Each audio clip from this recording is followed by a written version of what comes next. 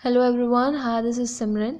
Class 10th का हम लोगों ने बायोलॉजी का सेकंड चैप्टर स्टार्ट किया हुआ था, that is control and coordination, जिसमें हम लोगों ने अपना पेरिनियल नर्वस सिस्टम किया था।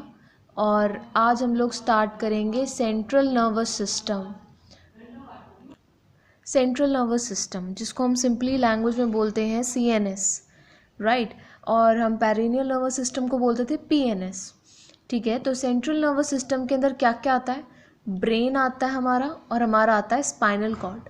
और सेंट्रल नर्वस सिस्टम जो होता है ये रिस्पॉन्सिबल होता है हमारा कोऑर्डिनेशन और कंट्रोल के लिए। किस चीज़ की? ह्यूमन नर्वस सिस्टम की, के अंदर जो भी एक्टिविटीज़ होती हैं उनको कंट्रोल करना और उनको कोऑर्डिनेट करना, वो काम होता है सेंट्रल नर्वस सिस्टम का। सेंट्रल नर्वस सिस्टम का और क्या काम होता है? जो हमारे इनकमिंग मैसेजेस, जितने भी हमारे इनकमिंग मैसेजेस हैं उसको पहुंचाना। कहाँ पे पहुंचाना? मोटर न्यूरॉन्स के थ्रू। ठीक है, जो कनेक्ट होते हैं हमारे डिफरेंट पार्ट्स के थ्रू के अंदर, जो हमारे मोटर नर्वस सिस्टम, जो मोटर न्यूरॉन्स जो होते हैं उनको, उनसे मैसेजेस को डायरेक्ट करना। ठीक है, और कहाँ पर?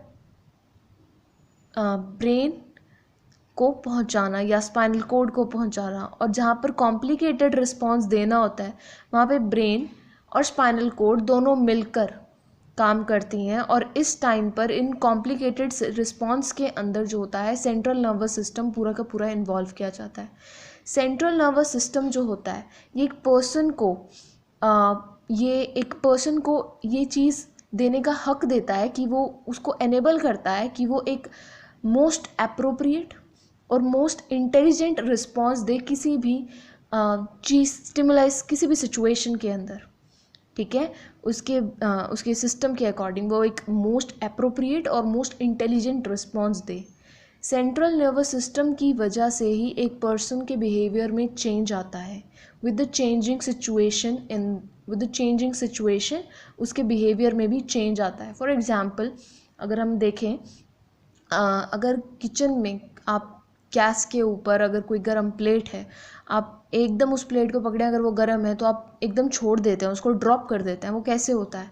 जो हमारे रिसेप्टर्स होते हैं, किस वजह से होता है? रिफ्लेक्स एक्शन जो प्रोड्यूस करता है स्पाइनल कोड। ठीक है, क्या होता है? स्पाइनल कोड जो हमारे रिसेप्टर्स होते हैं, मैंने आपको एक्सप्लेन किया था, रिसेप्टर्स जो हैं वो सिग्नल भेजते हैं स्पाइनल कोड को, वो ब्रेन को भेजता है, वो आगे से हमारे पास वापस इफेक्टर के थ्रू वो आता है, सिग्नल आता है जिसमें वो बताता है कि अब आप प्लेट ड्रॉप कर दीजिए। ठीक है, कई बार मैसेज आता है कि ड्रॉप मत कीजिए। तो दो मैसेज होते हैं। जो मोस्ट अप्रोप्रिएट होता है वो किसकी हेल्प से हमें पता चलता है? हमारा सेंट्रल नर्वस सिस्टम के थ्रू, मोस्ट अप्रोप्रिएट आंसर। ठीक है, तो सेंट्रल नर्वस सिस्टम का काम क्या है? जितने भी इंफॉर्मेशन, सारे रिसेप्टर्स जितने भी हमारे रिसेप्टर्स हैं बॉडी के अंदर, वो जो इन्फॉर्मेशन है उनसे इन्फॉर्मेशन कलेक्ट करना, फिर उस इन्फॉर्मेशन को ऐड ऑन करना, एक प्रॉपर मैसेज बनाना, और फिर उसको मैसेज को भेजना और उसको इफेक्टर्स के थ्रू रिसीव करना। That is your central nervous system. ठीक है, सेंट्रल नर्वस सिस्टम में दो चीज़ें थी हमारी मेन, एक ब्रेन था और एक स्पाइनल कोड थी। ब्रेन और स्पाइनल कोड, इनके बारे में आगे हम स्टडी करेंगे, not in much detail, but brain का हम स्ट्रक्चर वगैरह, उसके फंक्शनिंग वो ज़रूर स्टडी करेंगे। ब्रेन जो है, ब्रेन ये 3 पार्ट्स में डिवाइड होता है, fore brain, mid brain, hind brain. Fore brain further divide होता है सेरिब्रम में, मिड ब्रेन आगे फर्दर डिवाइड नहीं होता है। हिंड ब्रेन जो होता है आगे 3 पार्ट्स में डिवाइड होता है, Pond's, cerebellum and medulla.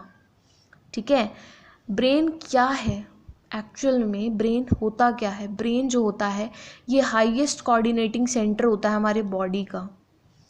Brain जो होता है हमारी स्कल के अंदर, जो स्केलेटन सिस्टम है उसमें जो स्कल होता है, स्कल के अंदर ब्रेन जो होता है लोकेटेड होता है।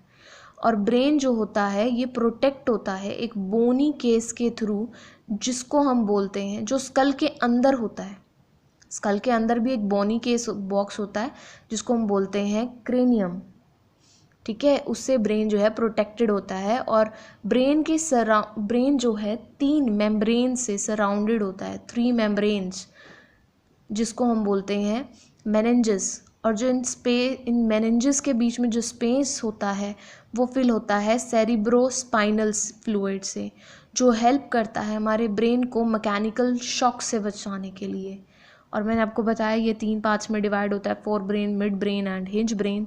Fore brain is further divided into cerebrum, mid brain is not divided further, whereas hinge brain is further divided into pons, cerebellum and medulla, right?